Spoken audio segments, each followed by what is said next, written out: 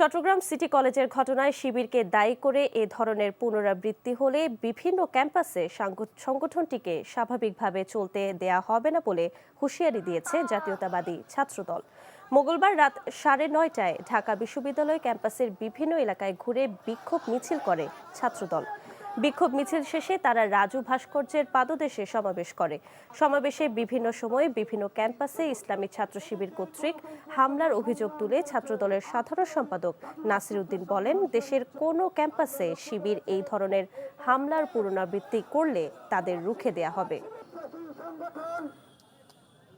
বাংলাদেশ জাতীয়তাবাদী ছাত্র দলের কোন নেতা কর্মীর গায়ে যদি আপনারা আজকে চট্টগ্রাম সিটি কলেজে যেরকম দুঃসাহস দেখিয়েছেন, পুনরায় যদি আপনারা দুঃসাহস দেখান, তাহলে বাংলাদেশ জাতীয়তাবাদী ছাত্র দল সাধারণ শিক্ষার্থীদের ম্যান্ডেটকে নিয়ে সন্ত্রাসের রাজনীতির বিরুদ্ধে আমরা খবর রচনা করবো ইনশাআল্লাহ।